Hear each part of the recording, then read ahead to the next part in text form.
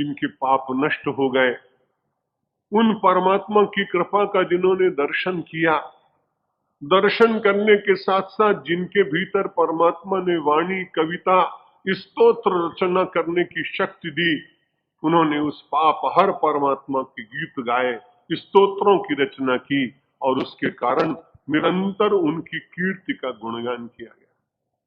कीर्तन कहते ना इसीलिए कि कीर्ति का गुणगान करते हैं, तो परमात्मा की कीर्ति गाते गाते अपनी भी कीर्ति होती। कीर्तन करते करते परमात्मा प्रसन्न होता है और अपने पापों को नष्ट करता है। इसलिए परमात्मा की कीर्ति गाना, गुणानुवाद गाना, यह हम सब लोगों की संस्कृति में साधना के क्षेत्र में ही आता है। और कलयुग में कलौ केशव कीर्तन आता। कलयुग में तो परमात्मा कीर्तन से प्रसन्न होता है, जो झांझ, मंजीरा, वाद्य यंत्रों के द्वारा करते हैं, गीत गाकर करते हैं। कीर्तन गुणों का जो गाया जाता है वो गुणानुवाद कथा होती है।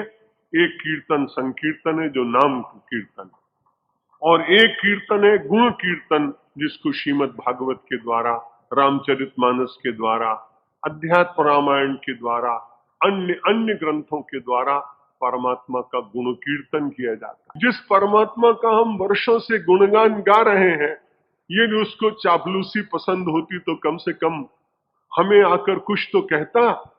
चापलूसी पसंद नहीं है परमात्मा। बात यह है कि उसका गुण गाने से अपने को आनंद की प्राप्ति होती है, इसलिए उसका गुण गाया जाता है।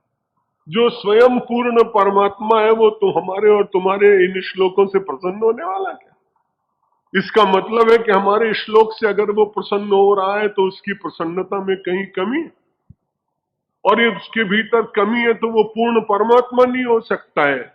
इसलिए पूर्ण परमात्मा का गुण कीर्तन करने से परमात्मा कम प्रसन्न होता है, परमात्मा अपनी कृपा से आपको प्रसन्न रहने की शक्ति प्रदान करता है, जिससे ये जीव मेरा जो संसार में गया है ये उदास न रहे, विषाद में न रहे, कष्ट में न रहे, चिंता में न रहे, ये अपने शुद्ध, जिससे ये जीव मेरा जो संसार में गया है ये उदास न रहे, विषाद में न रहे, कष्ट में न रहे, चिंता में न रहे, ये अपने शुद्ध बुद्ध नित्य आनंद स्वरूप का स्मरण करते हुए अपनी वास्तविकता को पहचान सके।